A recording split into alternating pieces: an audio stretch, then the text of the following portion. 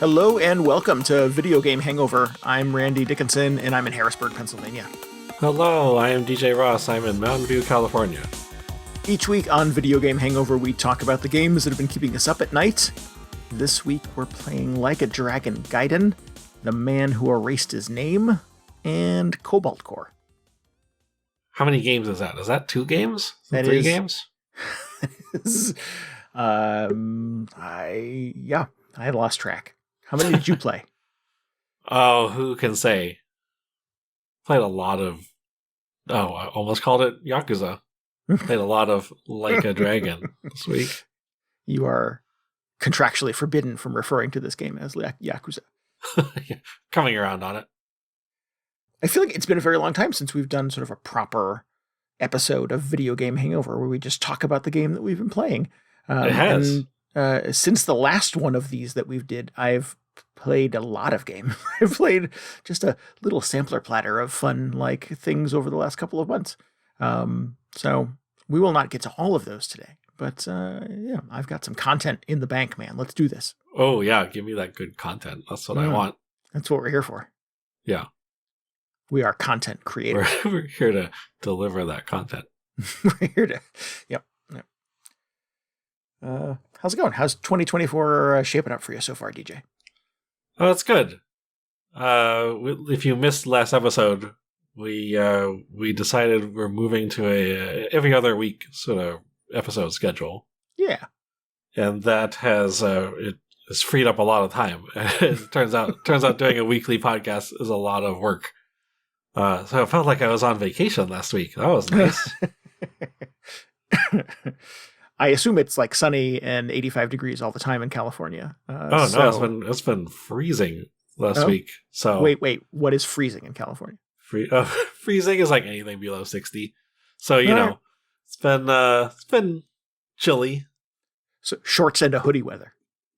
No, I've gotten full sweatpants, sweatshirt. Man, I got a Snuggie recently. What? I never had one of these before, and I've just been living in it. It's the best. It's been very difficult to get anything done in the kitchen because it seems like just an incredible safety hazard. So I have to emerge from the Snuggie whenever I need to prepare a meal or make coffee or something like that, which is very disappointing. I didn't know that just a life-changing experience. Yeah, didn't know they still made Snuggies. That's surprising. I have a similar experience with a bathrobe. The sleeves are very drapey. So yeah, It definitely feels like anytime I'm cooking breakfast in a bathrobe, I'm going to set myself and then the house on fire. Oh yeah. No, the first couple of days I had this. So it's actually, my work sent these out. This was like the Christmas gift to everybody. Oh, really? And when I got it, I was just like, no, cash would be fine. Thank you. Well, yeah, really, it's always what I think. But, might as well have a Snuggie. My first reaction was like, really? A Snuggie? But then as soon as I put it on, I was like, I should have gotten one of these a long time ago. You've been missing out. Yeah. But anyway, it's been great. Between just not setting myself on fire in the kitchen and... what else have I been doing? Really just finding any excuse to just get into the Snuggie and not do anything else. Just been hanging out because, like I said, it's been cold. Yeah. Relatively. It was 16 in Pennsylvania when I woke up this morning. Yeah, that's much colder than it's here. Yeah, it is just rude how cold it is. It's just really kind of inconsiderate, actually. Sounds like you need to get yourself a Snuggie. I need all the Snuggies. Yeah. Sweatpants, hoodie, bathrobe, slippers, the whole shebang. Yeah. Yep. Never really been a hat guy, but every now and then, yeah, it's so cold you need a hat. Oh, I love it when it's hat weather. Yeah. It's ridiculous. I just look like a homeless person at this point. It's got the giant blanket, got the little beanie on, playing some Like a Dragon. I don't know. That's popular homeless activity. Chasing kids off your... Oh, well, no, I was going to say chasing kids off your lawn, but homeless people don't have lawns. No. Yeah. Generally. Well, maybe some do. let's pivot before I say something really inappropriate. Okay. Oh man. Well, anyway, 2024 off to a good start. The year of the year Snuggie. of the Snuggie. Exactly. It's gonna be real sad when the weather warms up. Yeah. There's no like warm weather equivalent of a Snuggie. Unless somebody's working on that, that would be terrific. Yeah, I'm sure Ron Popeil and Whammo are hard at work trying to figure out what the next direct, what is it they call it? As seen on TV, direct to consumer phenomena will be. Yeah. Mm-hmm. Yeah. You know what I learned recently is that there's like these special cooling vests that it's like it's like a very tight fitting sort of like, it looks like a bulletproof vest almost, but you just like slot a bunch of ice packs into it. Oh. And they're used by I think like the military and any other organizations where, you know, it's an issue if you're working in a high temperature area and you run the risk of like overheating or having a stroke or something like that. But like one of the most common versions of this was actually created by like some furry in like Sweden or like somewhere in the Netherlands, because man, if you're wearing one of those fursuits, it gets real hot in there. So they just like repurposed this cooling vest, which was subsequently like adopted by the military because it was just such a good version of it. So I thought that was a hilarious piece of trivia. So maybe that's what I want. Maybe I want this the cooling vest. Yeah. All of the real like impressive military advancements over the last couple of years have originated with the furry community. Yes, all from the furry communities. Yeah. Not sure how they would feel about that, but it's very funny how things happen. Yeah. We had the other end of the spectrum, we had an event at work recently, and one of the members of our team had to be stationed outside on a very cold, very windy day. And the only consolation we could find was are you aware of these little packets that warm up and you can put them in your gloves and your boots and stuff? And yeah, like basically he made a suit out of them. Had gloves on, but had stuffed a bunch of them in his gloves. So they were like these giant like oven mitts full of hand warmers. Yeah. Just real like horrible conditions for a human being. I don't know how I feel about those. Like, I think I would be uneasy knowing that there was just like some kind of weird chemical reaction taking place like in my clothing. Right on top of your skin. Yeah. Yeah. I mean, it's probably very comfortable because it sounds very warm, but like for the first 30 seconds or so, I'd just be like, am I going to be like radioactive after this? Yeah.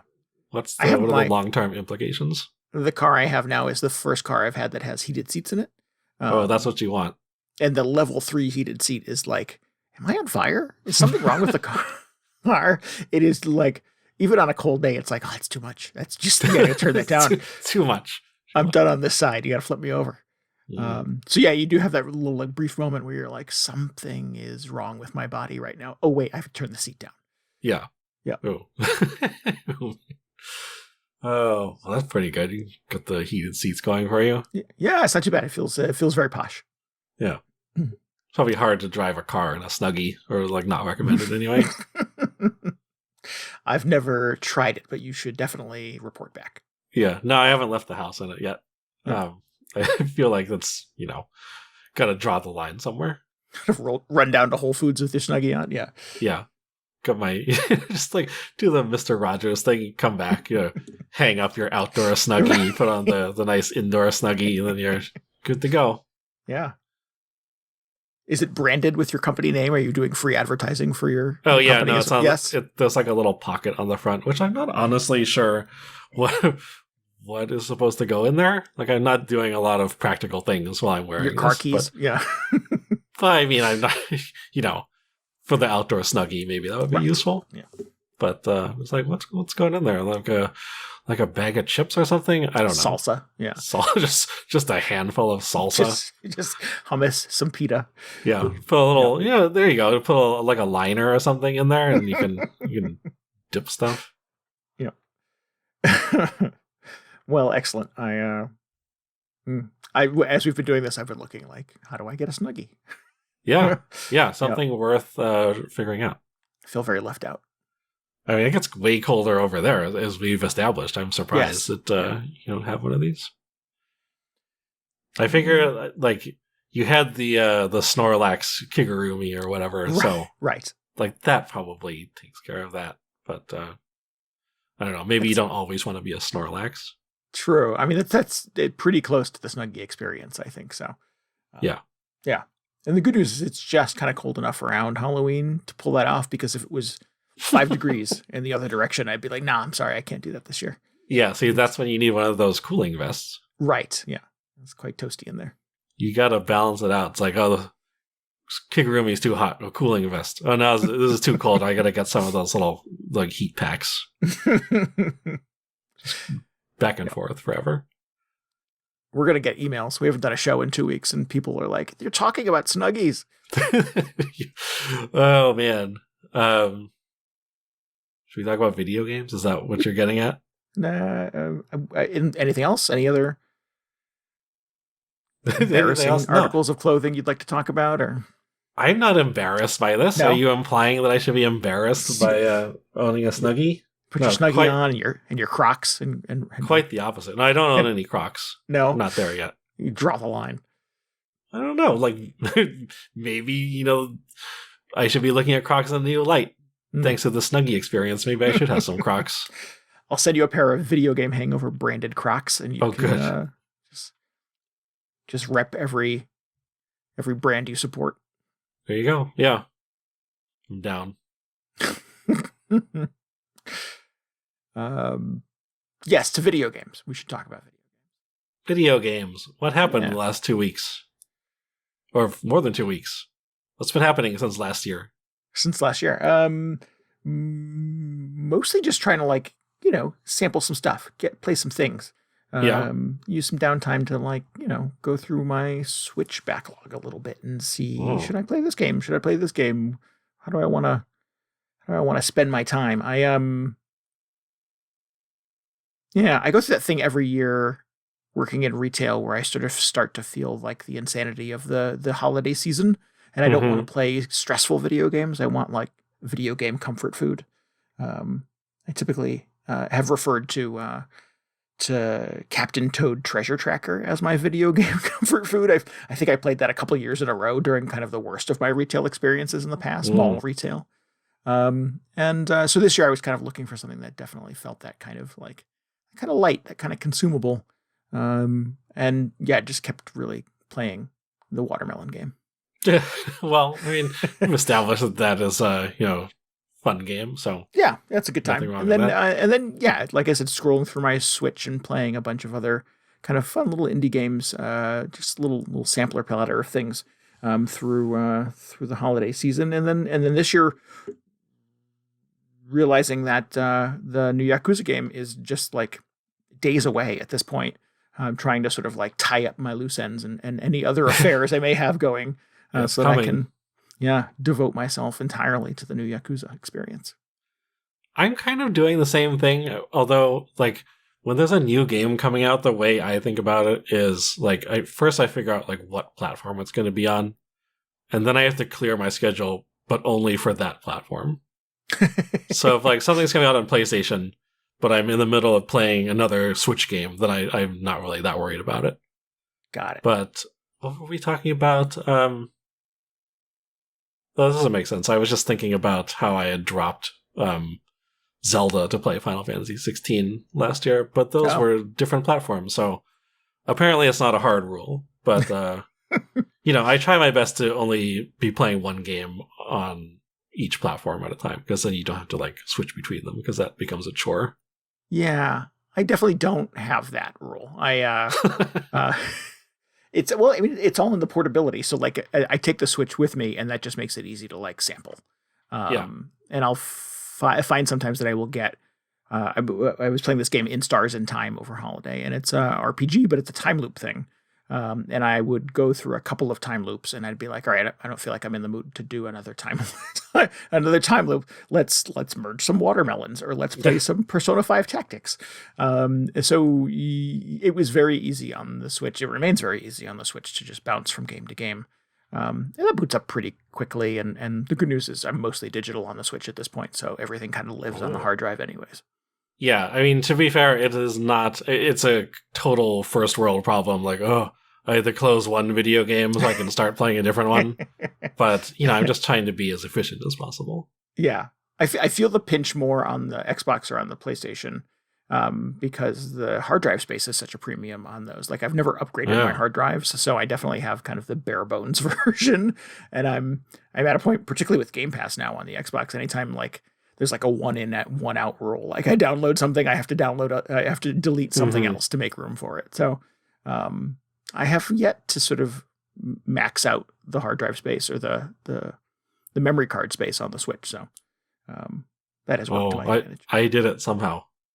To start. Well, you're 100% digital though, right? You don't buy. Yeah, that's true. That's true. It's probably it's been less of a concern for you. Yeah, I dabble. I kind of bounce back and forth. So what have you been playing to sort of prepare yourself for the coming Like a Dragon apocalypse?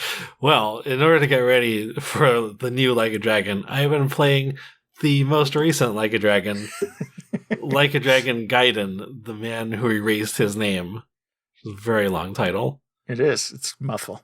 Which is sort of like, I guess it's a side story thing. It's not like a full Like a Dragon, trying real hard not to call it Yakuza. not a full scale Like a Dragon game, like not the full like 60 to 80 hour experience. Yeah. It's meant to be, or at least the way it was described to me in many cases, is it's just it's a shorter kind of side story that just explains what Kazuma Kiryu, the previous protagonist of all the he was actually in the games when they called them Yakuza, so I'm just going to say he was in all the previous Yakuza games until they switched over to Ichiban in 7. So it's just kind of like getting caught up with him and seeing what happened to him after the events of Yakuza 6. Because try not to spoil too much about the ending of Yakuza 6, but at the end of that game he basically like went into hiding. And then I kind of figured he was just done. Like the series was done with him. They were clearly moving on to this new guy. And he'd been around for quite a while, so I felt fine about it. It was like he had a real good run.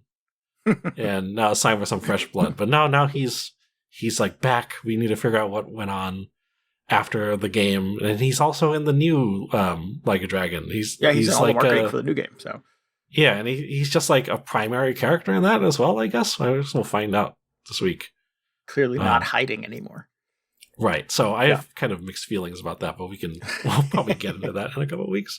Can you, for the sake of our listeners who don't keep up with Yakuza and Like a Dragon news, is there some way to sort of briefly explain sort of the transition between those two games and the main characters of them, and if you know anything about why the name was changed?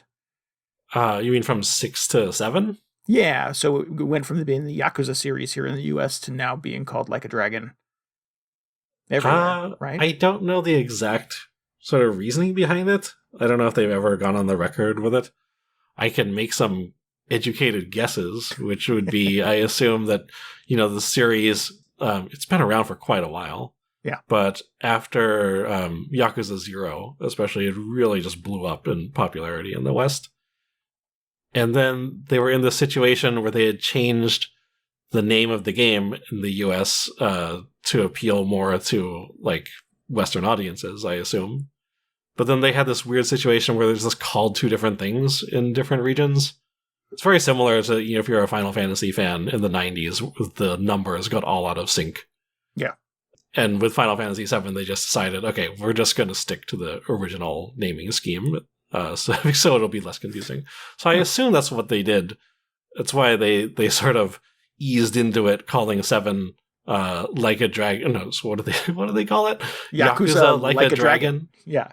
Yeah. Although it's still confusing because, in Japan it was just Like a Dragon. It was Ryuga Gotoku 7. And they dropped the number from the English version. So it's still like not quite as clean as it could have been. but ultimately it's probably good that they're at least close to being called the same thing in two different regions. Yeah. And the series went from being like a brawler, like a beat 'em up essentially, to being a turn-based affair from 6 to 7 as well. Right. So not only did we change sort of protagonists, but we changed like what type of game even it is. Yeah, which is funny because did you know that this was originally like an April Fool's joke, that they released some video of a turn-based Yakuza game as a joke, but then people were like, "Oh, what if we actually did that? That might be fun." And then they just did that. They changed the entire genre of the series. No, I had no idea. Hysterical. Oh, that's interesting. And it actually works pretty well, so good for them. Yeah. What? Geez, I mean, name another video game series that completely changed its genre halfway through its life. I don't know. I mean, Resident Evil kind of reinvents itself every once in a while. Yeah. Well, I mean, you think of things like Gears of War or Persona. They've done like side things. Sure. Persona fighting game, or there's now the Persona Tactica, and stuff like that. But never sort of like completely abandoning the thing the game was to make it another thing. Yeah. Yeah. I mean, Final Fantasy's gone back and forth a little bit, but not quite. Well, actually, with this latest one, they kind of did the reverse, where now it's an action game, and now Yakuza is turn-based, so everything is just going crazy. Just all madness. Yeah. So the man who erased his name is a bridge between 7 and 8, then. Yes, or at least that's what it feels like. That's what I'm assuming. Like I'm about halfway through, I would estimate. Okay, so anyway, so getting back to it, this was described to me as like a smaller version of, you're like, we're just going to tell you what happened with Kiryu, in case you're curious. And then maybe it'll lead into 8 somehow. So I thought, oh, that sounds nice. I'll just bust this out on a weekend or whatever. And no, it's quite long still. Mm. It's like a short version of a Yakuza game, which are, they're already very long. Yes. But it turns out that a short version of that is still like 20 or 30 hours long. It's a long game. Yeah. So I'm really I've just been trying to stay super focused and stick to the storyline, which, and I've tried to do before in previous Yakuza games, like in Yakuza 3, that was sort of how I approached it. I didn't really do a lot of the side stuff. But I feel like that's not the recommended way to approach any of these, just because a lot of the side stuff is typically like very good. Yeah. A lot of the side quests are very funny. There's so many different little mini games you can play if you want. Well, there's a lot of, in my experience with, and I'm not a Yakuza expert by any stretch, but my time spent with Yakuza 7, like a lot of progression and your ability to make money and stuff like that was locked behind those games. So yes. So if you tried to stay on the main path, you had to live a very frugal life.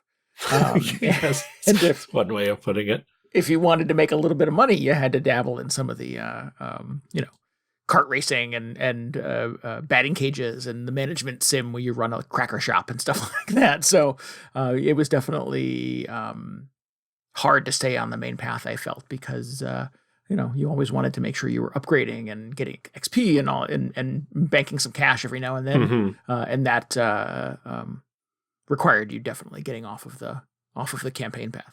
Yeah. So with that in mind, I've still been trying to stick pretty closely to the campaign, and I'm just like, oh man, what about all these side quests I'm missing? The good news is that it seems like there aren't really the traditional sort of Yakuza side quests in this. Like not a lot of them have elaborate stories that you get caught up in. Oh, interesting. It all seems to have been compressed down into this one sort of side system. But I'll get to that in a second. So, like, the premise of this is that, it takes place directly after Yakuza 6. Kiryu has gone into hiding.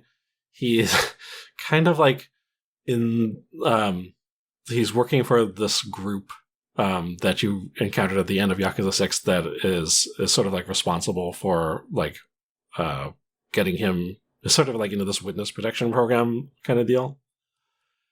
And now he's working for them, but then very quickly it turns out there's all sorts of like internal drama with this group, and other existing Yakuza factions and everything, and it just turns into the typical just huge mess of like politics and things. Mm-hmm. So nothing really out of the ordinary for the series. And hopefully it's going to lead into 8. Just explains why he's, I guess, hanging out in Hawaii for some reason. He's got the weird like boy band haircut. I'm not sure what's going on with that. But anyway, you end up just sort of working for this shady group. And as part of that, you have this new sort of fighting style and arsenal where like you still have access to your original Yakuza fighting style, but there's this new one called Agent, or like Agent Mode or Agent Fighting Style or something, where you have access to all these weird sort of gadgets, like almost like you're James Bond or something. And the first one you get is this, it's not really a grappling hook, but it's like this.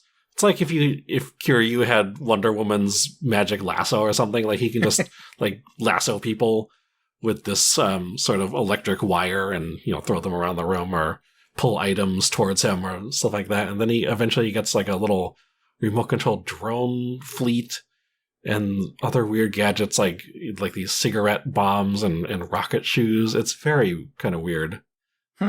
Feels very different than anything that's happened or anything that's been available to you in the series so far. And this is a series that has little pockets of some pretty serious goofiness throughout it. Oh, yeah. It's become a larger and larger part of the series as it's progressed.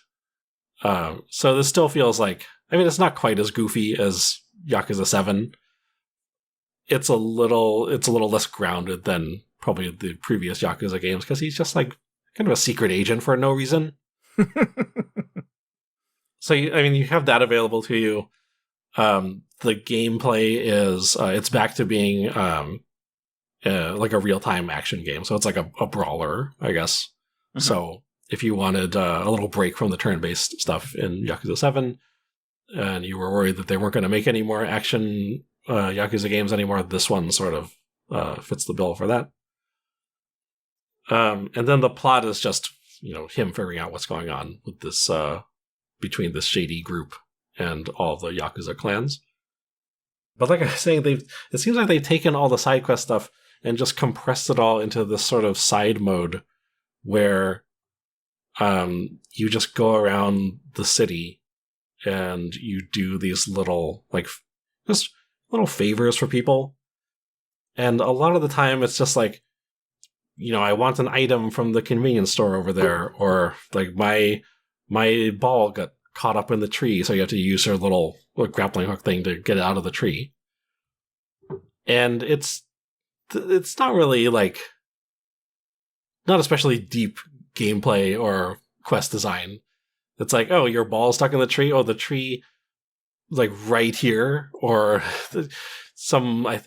what else happened? Some lady lost, like her hat fell in the river or something like that. And you just look immediately down and the hat is just floating there like 2 or 3 feet away. It's like, oh, okay, let me just grapple that. And then the quest will be over. So definitely not as much character to these sort of side quests, but it feels like the express version of them. And maybe that is sort of the justification for describing this as a smaller scale Yakuza game, where just, you don't spend the bulk of it doing these side quests anymore, because they only take 15 seconds or so to complete most of the time. So that's sort of fortunate, because I feel like I'm not missing out on as much stuff if I'm just like purposely avoiding those. Right. But man, it has still just been such a reminder that these games are so long-winded. Like there's not like a huge amount of cutscenes, especially not to the extent that there were in Yakuza 7. Yeah. But man, I feel like a lot of them, especially in the opening, which is kind of to be expected because that's, they're just establishing who everybody is. They're like 40% longer than I feel like they need to be. And I can't figure out why. Is it just everybody just, has a very leisurely sort of pace at which they deliver their lines, or is there just too much dialogue to begin with? It's kind of puzzling. But like I spent the first maybe half an hour just treating it as a movie or something where I just, sit back and have a snack or a drink or something while I watch these cutscenes take place. Right. But pretty quickly after that, I was like, I just got a week to get through this thing, so I'm going to start sort of skipping through this as quickly as I can read the subtitles. And that's been fine. Like, it hasn't really tarnished the experience or anything. But, man, I'm just kind of mentally bracing myself at this point for the amount of dialogue that there's going to be in Yakuza 8, because I had just forgotten that was a thing that has kind of been a more recent development in the series, I think. Yes. Yeah. Like a Dragon was definitely very verbose. I remember distinctly being kind of blown away by how long and it felt kind of rambling. Some of the very early cutscenes were, like you said, sort of like setting the stage. The good is as you get further into the game, obviously, and that, well, it certainly doesn't stop, but they pull back on it pretty significantly, and let you sort of free roam and kind of do your thing. But yeah, there are some very long kind of dialogue prompts and stuff like that do come into the game. So you definitely have to brace yourself for the kind of the reality of that. Yeah. Yeah, it really is like you're sitting down to watch a TV show at some points. And I have to keep reminding myself that is the case, because sometimes, some nights I want to watch an actual TV show or something, and sometimes I want to play a video game. But in the case of Yakuza Gaiden, I'm just like, well, you should make some popcorn or something beforehand and just plan my evening around that, because it might be a while before I actually get to do anything. But anyway, so verboseness aside, it's been fun coming back to this sort of action-based Yakuza. It's been fun seeing Kiryu again. I'm really curious to see how much it sort of ties into Yakuza 8. Like I said, I'm about halfway through, and the plot is... I feel like the plot is not even progressing especially fast either. Like, it starts out, some kind of dramatic events happen, and it ends up shuttling you off to Osaka. That's actually kind of interesting. So it starts out, when the game first starts, you're in Yokohama, or like a small section of it, which is where Yakuza 7 took place. Which is cool, because I don't think Kiryu had ever been there. So I was like, oh, okay, maybe this is like an excuse to get Kiryu into this new map that they created for that other game. Right. But then very quickly they just send you off to to the Osaka section, where he's been plenty of times. And I'm wondering if it'll end up going to any additional places. Like, I'm sure they'll go back to Tokyo at some point. But it's kind of fun just, being to hop between these different cities, sort of like a greatest hits neighborhoods edition of Yakuza. Yeah. But anyway, so it starts out and you have the stuff you very urgently need to do, because Kiryu's status in this witness protection program is at risk. He's at risk of being exposed. But then when you get to Osaka, you meet these NPCs who are just like, okay, we're going to help you, but first, can you check out this hostess club and let us know how that is? And then we're going to go to the Coliseum, and then we're going to go back to the Coliseum. I'm just like, wait a minute. There's mild spoilers. One of my friends is being held hostage. I don't want him to get murdered, but sure, let's just spend another 24 hours at the Coliseum doing whatever you want to do. It seems a little silly. So I don't know if that's just, there's got to be a Coliseum side plot in every Yakuza game. But I wonder if it's maybe just padding out the runtime a bit. If they had stuck strictly to the really critical story elements, maybe this would have been a much shorter experience.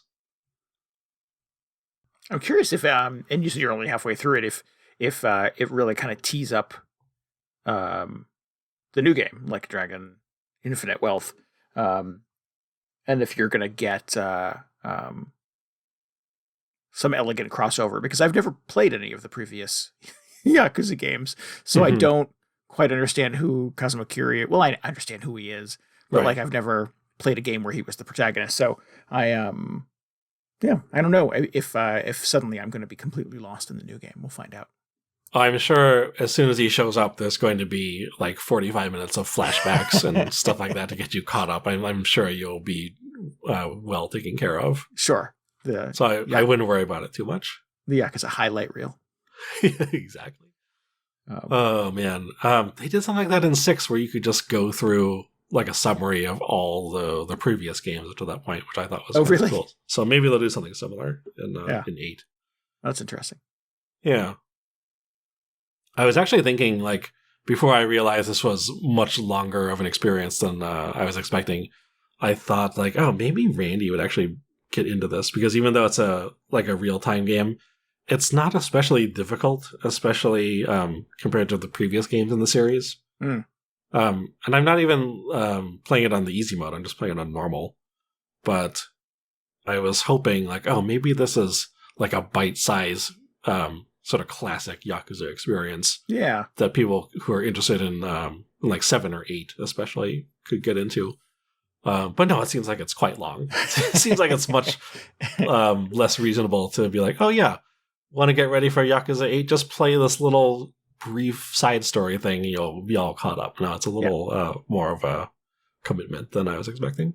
I keep waiting for that to exist, because I think that would be the way that I would kind of prefer to approach experiencing one of the previous sort of formulations of Yakuza. And but yeah, I think all of the games, when we were going through the backlog attack, I was going through like runtimes on how long to beat, and they're just insurmountable. There's just really no easy way. All the Yakuza games? Yeah, even the one that you played that was sort of set in the feudal Japan, that was the other kind of little detour they did, I think, part of last year. Man, how many Yakuza games came out last year?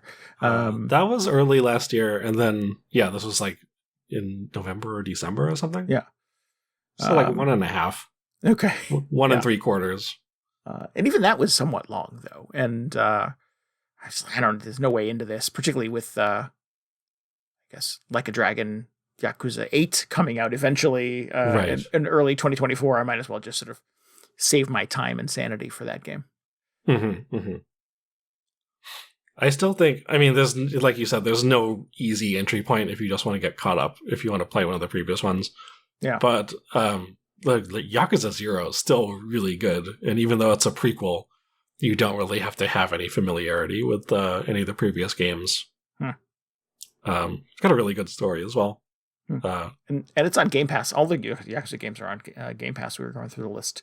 Tonight before recording, actually, and they're all on there. So they're all there. That would be the way to do it. Yeah. So I still highly recommend that. Although it's just huge, like all the other ones. It's enormous. I probably played that for like 80 hours. So, like I said, no just abbreviated way to get into the series, unfortunately. I'll just play the zombie one just to make everybody angry. Yeah, it's like, this was the shortest one, so now I'm all caught up. I don't know who everybody is. That was the one you chose to play? Right, yeah. You could play one of the PSP ones. I do really want to play that zombie one at some point. It's probably not on Game Pass. If you're going to be a completionist, that means playing all, warts and all. Well, some people like that game, I think. I'm sure. Maybe I'll be the only one. It's not so bad. Yeah. Cool. So is this, air quotes here, worth playing? Would you recommend this? Is it for fans only? What is your sort of general consensus on the man who erased his name at this point? Yeah. I think, if you're a fan of the classic Yakuza games, then sure, I think you'd be into this. If you want a little, or like maybe, you're new to the series with 7, and you want the, air quotes, abbreviated version of the classic games just to see what that was about, I guess check this out. It's kind of weird because you're just coming into it after like all of the previous games have happened, so you won't really, like, it's kind of a weird point to get into the story. Actually, you know what? I probably would not recommend this to people who are new to the game, because you're just playing as this guy who you have no background with, that doesn't really do a great job of like explaining who he is either, so there's kind of like an expectation that you know what you're getting into. And then, like I said, you just do like this whirlwind tour of like small sections of the previous cities, so that's not great for new people either. So yeah, maybe probably for the dedicated fans only. For everybody else, there's Yakuza 0 or wherever else you decide to start. Yeah. I mean, you certainly, I think if you just want to start with the new protagonist, Yakuza Like a Dragon is a pretty easy thing to get into. It got me. And I have no loyalty to the previous series at all. So it was a lot of fun. And I think the onboarding is pretty pretty swift, despite 45 minutes of cutscenes. It does not require a ton of functioning knowledge of how these games and characters have interacted in the past. Mostly because it kind of starts from scratch. So, and that was something I really liked about it. I mean, at first I was sort of skeptical, like, oh no, they're bringing in somebody else to replace Kiryu. I don't know how I feel about that, but I liked the fact that 7 seemed to be a clean break from everything. Like there are, people who had played the previous games would pick up on certain things that were in 7 that were like references back to previous games, but it wasn't required by any means. Yeah. But now he's just back in 8. I don't know how I like that. That's why I'm like, wait a minute, why is the old game infecting the new game? Just make the break, guys. Yeah, so I'm actually a little bit disappointed. Like I felt like I feel like just games in general have a hard time cutting ties with previous entries in the series, especially with this one. Sure. Well, it's hard to fight that fandom, right? I think you can't. Right. Yeah. People just want to see their favorite characters on the screen again. That's my guy. That's my guy. But I'm just like, man, give him a break. I mean, he's not even a real guy. I'm just like, let him go on vacation or something. Just like, let Patrick Stewart enjoy his retirement. Stop putting him in new Star Trek series. Well, and the new guy is Ichiban, right? Is great. He's an excellent main character. Yeah. He's basically a man-child who screws up his life and looks for a way to piece it back together and learns a little something about being an adult along the way. It's good. It's really well done, and he's very likable. And his little like posse of misfits is also quite likable. It's just I think it's a really fun and engaging place to start a game. So I'm a little, I guess not disappointed, but I'm a little wary of the fact that the previous series is the previous protagonist, anyways, is featuring so kind of predominantly in the marketing for the new game. Yeah, I feel like he's he definitely feels sort of secondary to Ichiban. I also haven't been following this one especially closely, so I don't know if like what exactly his role is or how much time you end up playing as him. I'm hoping he's Ichiban is still the focus. Sure. But, and they put the other guy on the box to get the fans there, right? I guess so. I mean, that really wasn't the selling point for me. But he doesn't even look like he did in the previous games. He's got that weird haircut. He's got that Justin Bieber haircut, Yeah. I can't tell if it's like, is it like a middle-aged like Japanese guy, or is he in a boy band? I don't know what they were going for. It's his disguise. That's how he's able to walk around without getting recognized. Yeah. God, his disguise in Gaiden is just a pair of like Clark Kent glasses. and people are like, is he the guy? And like they're, light spoilers. He runs into some Yakuza gangs like on some of his jobs he's doing for this group, and they just recognize him immediately. They're like, "Oh, we know who you are." We're like, "Oh, you saw through his masterful disguise. I never saw that coming." But that's just, I guess, just part of the series' absurd humor. So it's a little bit silly. That's funny. Well, cool. Yeah. Yakuza Gaiden, Like a Dragon Gaiden. Just weird seeing what sort of a bite-sized side story means in the context of this series. Yeah. There's just no easy way to do this. You really just have to commit. No. This is like if there was a Persona Gaiden. They're like, oh, yeah, it's only 45 hours long. You just bust it out in a couple of days. that's my letter writing campaign for. I'm going to send some postcards, going to send some tweets for. They're not tweets anymore, but you know what I mean. For 2024 is just more short JRPGs, just like 10, 15 hours in and out. Just get it over with, guys. I don't need to be here for 100 hours. I'm an adult. I got places to go. I honestly think it will end up being on the shorter side. Although, like, still, short in this context is probably like 15 to 20 hours long. Relative. Which is like kind of long, I guess. Anyway, well, kudos to you for venturing down this road. I don't think I would be up to it knowing that infinite wealth is right around the corner, but I know you'd like to be a completionist about these things. Well, I just wanted to, like, I didn't want to be this thing where I was like, oh, I could have figured out what was going on or like what they're referring to in the opening hours of Yakuza 8 when Kiryu just shows up for no reason. And I'm texting you going, what is this dude doing here? And you have to explain it to me now. Right. Well, it's just going to be one of those things where it's like you're watching a new season of a TV show and you're just like, who is this character? Oh, I didn't watch like the 6 web series episodes or whatever. I didn't read the comic book, so I don't know who any of these people are. Just wanted to minimize that this time. Mm-hmm. Me watching any Batman movie, I have to pause and then Google, like, is this a real character? Is this a thing? Yeah. Yep. Cool. All right. Well, the game that I've been kind of hooked on for the last couple of weeks is a really fun, also kind of turn-based game called Cobalt Core. Speaking of the fursuits.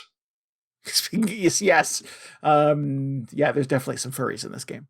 Not in an off-putting way. It's very furries are not off-putting. That's fine. Well, I think it could be divisive, right? I feel like for a while there was like some kind of stigma attached to being a furry. Yeah. But like that was years ago. You think that's over? That's past, yeah. I think so. Like if you want to be a furry, that's fine. It's not as unusual as it was back then, where you're just like, oh my god, why are they dressed like that? Firmly in the camp of whatever floats your boat. Like I don't want to yuck your yum. If that's your thing, man, go for it. Who's the gamer that is the furry? That was like the number one streamer last year or something. He's always in a fursuit. So, Sonic Fox? I don't know if he streams a lot. Yes. I mean everybody streams now, so probably is him. But I think that the sort of the visibility of people like that have kind of normalized this to a certain degree and made it less fringe. Yeah. I mean, like everybody on Twitch has like a little VTuber avatar now. It's kind of mind blowing how widespread that is. Yeah. And so that's just like half of those are furries anyway. So sorry, not to get too off topic. Yeah, not to confuse the point here. Cobalt Core is not a game about furries. Let me just be very clear about that. So what we have here is I think kind of an iteration of Slay the Spire in a lot of ways. It feels very Slay the Spire. It's a turn-based deck building game. Slay the Spire is a bit of an enigma because I've never really been into roguelikes, and that is the first game that I sort of felt kind of unabused by a roguelike structure, where I really sort of felt like, I get why this is unabused by Slay the Spire. You're like 100 runs in and you can't seem to get up to the next floor. You feel a little abused, right? I was like, that's all I can remember from that game. Feel a little victimized. But it felt like and I think this is the point maybe of a roguelike, is you're supposed to feel a little bit smarter every time, right? Like, yes, that's the key. The tools are here. Like I'm learning from my mistakes and I can do it again. And the smart developers have found a way to make that feel quick and efficient, and like you're not necessarily just sort of treading water over and over again. Randomness goes into that a lot, and making it sort of feel like a fresh experience every time, that you sort of get to kind of apply the lessons learned from your previous runs to your next attempt. FTL was really good at that, I think, making it sort of feel fresh, kind of with every attempt to do the thing again. When did you play FTL? I've dabbled. Oh man, I completely missed out on that. Nah, I mean I didn't finish it, but like I do. Right. Well, I mean, not a lot of people finish that game. I played a little bit of it. Okay. You were this quite must have been in that post Slay the Spire sort of like experimentation phase, just like seeing what else is out there. Probably. I've played it fairly recently, so it definitely was not at the height of its thing when it first, because FTL's fairly old at this point. Right. So it wasn't at the height of its thing. I remember on the show us talking about FTL, and you and Paul were very into it. Oh, yeah. Yeah. And I was like, a roguelike? No, thank you. Right. Yeah. And now here we are. And in 2024, it's a very different worldview. Cobalt Core is kind of all of those things. The hook here is that you are you're a bunch of different characters on a spaceship, and you are stuck in, here we go again, a time loop. And you've been going through this for like several hundred iterations. And the loop always begins with the AI on the ship, who is a cat. Waking you up and saying, "Okay, we're going to try this again." And a bunch of warships continue to sort of fly at you, and you're trying to sort of navigate through that experience. You don't know, I, as the player, don't know why I'm stuck in the time loop. The characters in the game seem to understand it, though, and like joke about it and kind of like talk about it as part of their strategy. I've had a couple of runs that have been real nail biters, and I get real close to like, shields are completely worn out. I've only got 2 little bars of health left on my ship, and like any little bump, any little thing that comes my way is just going to be the end of this run. And on the right-hand side of the screen, you have your cast of characters. You have your pilot, you have your engineer, you have a navigator, and they're all little anthropomorphic critters. They're just little animals. And they say witty things and like little in-jokes with each other and stuff like that as you make decisions. They almost kind of comment on the things that you're sort of deciding to do. Like if you pull off a really smart maneuver or deploy a really good card to your advantage, they'll comment on that and say, good choice.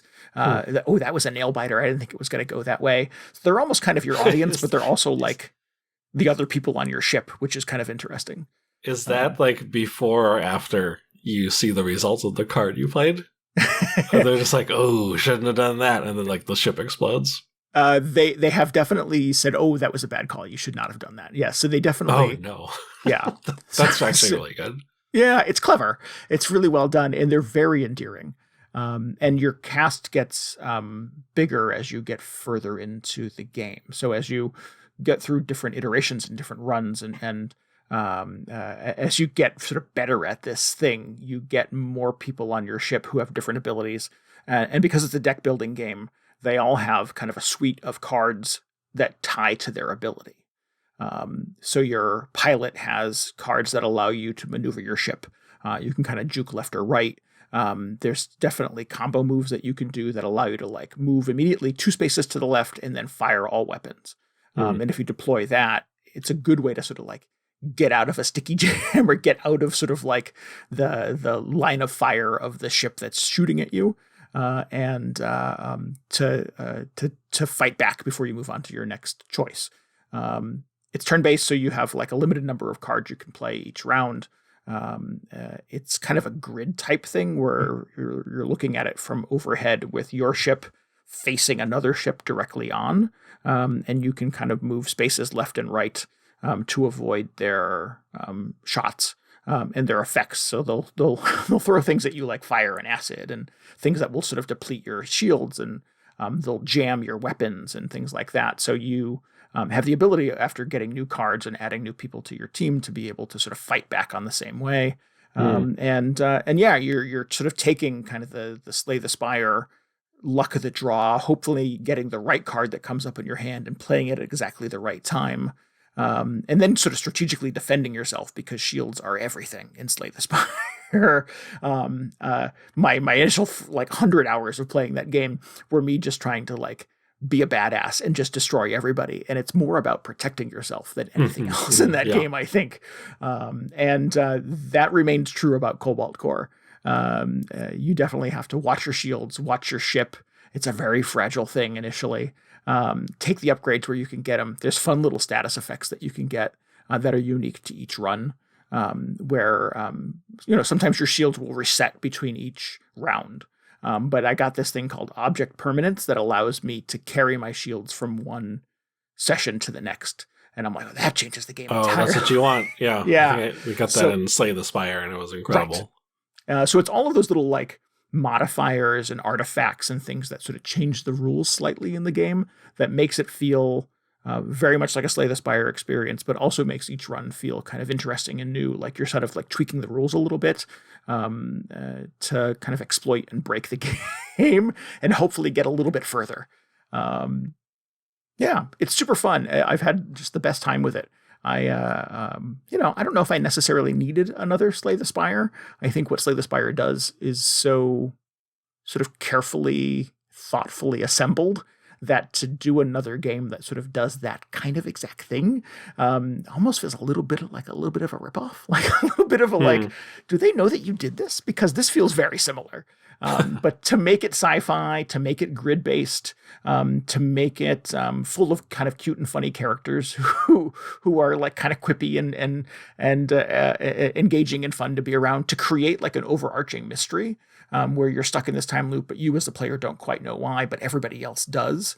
I've heard that I've read that the ending is quite good, and like all questions are answered and you're quite satisfied with it, and et cetera, et cetera. And I'm like, oh, very cool. I'm in it. And there was nothing like that in Slay the Spire. Like you were just trying to get to the top of the spire. It was just weird for weird's sake, and it was fun weird, but like there was not a lot of like explainy guys in Slay the Spire. It was just sort of like, oh, there's a witch in this room, and he's mostly teeth, and he's going to make a bet with you. And like, it was just, they were throwing like weird ideas at it. And it was just every room in Slay the Spire was some new crazy thing they thought up. And Cobalt Core feels more like a narrative driven game that does all the Slay the Spire stuff. So it's, it does enough unique things on its own to make it feel appealing and make it feel fresh. And has kept me playing it over and over again in the way that I sort of consume Slay the Spire. So yeah, the further you get into it and the more you sort of see they've done with kind of the skeleton of Slay the Spire, the more it starts to feel kind of like its own game. And not just kind of a copy or a rip of that other thing. So there are actual, like, what's the word? Not continuous, but there are consistent story things, story revelations they sort of drop along the way. So the ending, like, it's all building towards one ending. Yes, it feels like that. Okay. I've not seen that ending yet, so I can't comment. But yes, you definitely, as a player, are left with the impression that everybody else knows a little bit more about what's going on than you do. And they're kind of drip feeding you a little bit of details and little kind of interesting revelations every couple of runs. So there definitely every couple of runs. Yes. Huh. So there definitely is an attempt to like knit all of this stuff together into some narrative that hopefully will be satisfying. Okay, interesting. So is there other stuff that carries over between like entire runs then? You can carry, as you unlock cards in your deck, you can carry certain cards over. You can upgrade cards as you go, similar to Slay the Spire, and those upgrades are retained from play to play. You can't keep, I don't believe you can keep the artifacts, although there is like a starting artifact that you get that's like a status change, and I think that can be changed. I've not changed it because the one I have is pretty good. But I think you can change that starting modifier so that you have that effect every single time you reset. So there's some stuff that carries, and also I think similar to Slay the Spire, the most important thing that carries is sort of like your understanding of what the cards mean and when is best to sort of deploy them. I'll find myself in a pinch sometimes, and I'm like, I really, really need that one that allows me to like move 3 spaces and does a shield surge that allows my shields to like overclock. Normally you're limited to like 5 or 6 blocks of shield. So if you can get this one card, it'll actually move it up to like 8. And sometimes you get up across the big warships or the big kind of boss ships that you run into, you really need to like be thinking super defensively and playing kind of like 3 and 4 cards, hands of cards ahead, similar to Slay the Spire. So yeah, the more you know about your deck and you start to curate, you can take cards out, you can upgrade specific cards. And I think your knowledge of that hand essentially is super important to being able to kind of hang in the later game. Okay, interesting. Yeah. I was just wondering because it's like, there wasn't really like a huge story component, or at least not that I experienced in Slay the Spire, like you were saying. But there wasn't even anything that really persisted between runs. It wasn't really aware, like, oh, this thing happened on your previous run, or like you've done 10 runs up to this point, or this is the farthest you've ever reached, so these certain things will be different this time. Here's around. A reward, right? Yeah. Yeah. So that's kind of interesting and different from a lot of roguelikes that I played. Yeah, it is not a complete reset in the way that Slay the Spire kind of reset itself every single time. It's kind of cool though. I really like the time loop thing is a really fun premise and works really well for this. Yeah, and what if kind of a fun way to justify the roguelike structure of this thing. Yeah. But it's not like it is actually just resetting everything, or like all the stages are different each time. It's not like a true time loop. So it's like the first enemy you run into is always the same. Right, correct. Yeah. So you have similar to other games like the Spire or Inscription, you have kind of a grid ahead of you, and it has little stops along the path, and you can make different decisions to kind of go north, go east, et cetera, and each of those has a little symbol on it, and it could mean you could have a standard encounter, and your reward is going to be additional cards for your deck. You could have like a mini boss encounter, and your reward is going to be an artifact that will sort of change the status of the game. There's mechanics that you can run into, and they will top off your health and refix your shields and stuff like that. You want those guys, but you can only do one thing when you talk to them. And the other option too is to upgrade some of your cards. So whereas you have shield cards that would sometimes do, one shield, you can upgrade them to 2 or 3 shields. So you definitely want to get those upgrades, but that sometimes is at the choice of between that or refilling your health. You can only do one. So you're trying to kind of what is the best decision at the time? What do I have ahead of me on the grid? There's a mini boss there. I probably should fill my health. I still have quite a few blocks to go before the big boss. Maybe this is the time to sort of pivot to the east and take the mini boss fight and hopefully get an artifact that makes me stronger going into the finale. It's a series of occasionally quite frustrating and sometimes disappointing decisions that lead you down different paths to kind of different types of encounters. Yeah. Well, I don't know if I answered your question. Sorry. I think I ended up trying to... That covers it. When you first described it, I was thinking, if it were a true time loop, you would be able to make some mistake and then come back and be like, oh, this didn't work the last time. And like when you found yourself in that exact situation again, you'd be like, well, try the other thing. You don't encounter the same ships in the same order and stuff like that. Yeah, then it wouldn't have been much of a roguelike. It would have just been some other linear video game. Right. I know what's coming my way, so I can prepare for it. Yeah. I think it's funny that the little characters on your ship use the time loop. Sometimes they'll give up before I give up, and you'll be kind of shields are down, only 2 health left on the ship. They're like, well, we might as well just sort of reset here. And I'm like, no, I'm not done yet. I got a few more cards I can play. I still got that 2 health. I'm not giving up if you guys are giving up. Yeah. Have you been able to pull it out in those situations where oh, we made it? I had a run tonight that was the definition of a nail biter. That was I was 4 or 5 stops into my run, and I just got trounced by a mini boss. And I was down to 2 health. And I think I had 1 shield left. And you can sort of get temporary status effects that bump you as you go. But you're sort of your core, your Cobalt Core, kind of retains from encounter to encounter. So even if I could bump my shields temporarily, I would take a couple of shots and it would protect me. But as long as I didn't go below the core, I was fine. And yeah, the crew had more or less given up. They were just like, you're just limping along, like smoke's pouring out of your ship. There's sparks everywhere. It does not feel good. And I was just had this perfect run of cards that allowed me to sort of maneuver and get out of the way of all the incoming artillery from the other ships. I had a little upgrade that allowed me to create a space in my ship. So it would be like you had like left to right, you'd have like your wing, your cannon, your pulse weapon. There was a space. And if something shot through that space, it would just pass directly through your ship. And I was like, that is a huge upgrade, because now I don't have to be fully left or fully right to avoid a shot. I can sometimes line it just up. Like line it out right in the middle. So it just passes right through me. And that completely changed my approach to the rest of the game and where I was. And yeah, I got through, eventually I ate it, but I got through 3 or 4 more kind of like mini encounters, standard encounters, on like 2 health and 1 shield. And everybody else had given up and thought I should throw in the towel. But I was like, no, guys, we're going to hang. We're going to do this until there's nothing left to do anymore. Yeah. So it's good. It's super satisfying. And again, you have that Slay the Spire moment where you sort of see the enemy kind of queuing up their next attack. And I'm looking at my deck of cards and I'm like, oh, I don't have anything this is where it ends. I have nothing that I can sort of do. I'm out of options.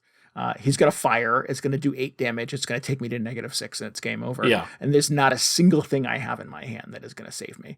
And that is the point at which you're like, all right, just bring it on. Let's do it. Let's reset this thing. Let's start over. Yeah. Just you cut your losses at that point. Right. Just show me the big explosion and we'll all wake up and rub the sleep out of our eyes and do it one more time. Oh man, that's good. It is good. I can't believe, I can believe it, but I'm just disappointed they have never just taken sort of the FTL mold and just done an actual licensed Star Trek game based off of that, because that works so well. And they could throw on the time loop thing, which is, not necessarily what every Star Trek episode is about, but I feel like it's familiar territory. This would have been so good. Yeah. But it's also cool that they just came up with their own thing. Yeah, you would think it would work, right? I think that would seem so obvious with Star Trek. Yeah. I don't know what's going on. I feel like Star Trek got to be one of the most sort of underutilized licenses for video games, at least in the last decade or so. Yeah, and it doesn't feel like the stuff they do with it is the most kind of unique or creative approach to it. Yeah. Yeah. It's a real difficult sort of property to adapt, to a video game in a satisfying way, I guess. Sure.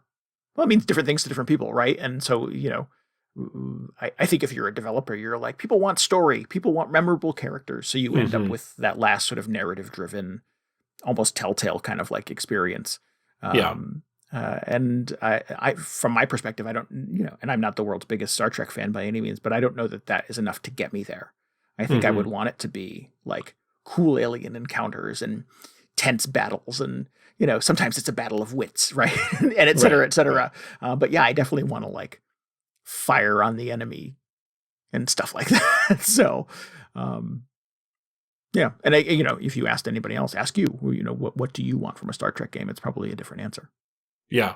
I don't even know what I want. There's so much breadth in the series, or in all the series really, that it's hard to just distill it down to 1 or 2 things even. Yeah. What is, would have been cool if they made an FTL version. What is the closest something has gotten to like that Star Trek formula that is not Star Trek? Is there some other that is not Star Trek? Mass Effect. Do you feel like Mass Effect sort of 100% approaches that? Yeah. Yeah, Mass Effect 1. I don't mean to answer for you, but I had the answer in my head, I think. Yeah, no, was there something before that? I don't know. Definitely Mass Effect 1. I was like, oh yeah, this is it. Because it had a lot of combat, which is not like necessarily Star Trek's thing. It's not what I go to Star Trek for, but it had like all the dialogue trees and the diplomacy and the weird sort of alien intrigue and a bunch of weird sci-fi concepts happening. And man, it just had a lot going on. And you had your away team that you could pick people. You had the away team. It was good. Although a couple of red shirts in here. Yeah. Was there a red shirt kind of situation? I don't remember. Sure. I'm sure there was like this one guy maybe who gets vaporized in the first planet.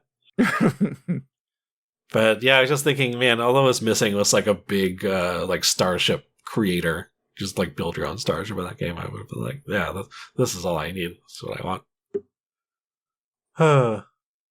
I don't know. That's another thing. Why didn't they just make a Star Trek Mass Effect? Like, the template is right there, guys. Yeah. So maybe this will be the thing. Maybe because we have, we sort of feel like the gold standard is the Crypt of the Necrodancer got sort of retrofitted with a big paycheck from Nintendo into what was that musical Zelda game? Oh, the Zelda one. Cadence of Hyrule. There you go. So maybe Cobalt Core is just sort of waiting for Paramount to send them a big check to kind of retrofit it into a Star Trek game for you. Yeah, there we go. And that would be awesome for these indie developers. Yeah. I feel like I don't know how difficult it is to work with Paramount or CBS or whoever it is at this point, but like if they just knew the right people or whoever, and they're like, hey, we got a cool template for this video game. I think Star Trek fans would be super into it. Man, I bet it would be so easy to just convince somebody.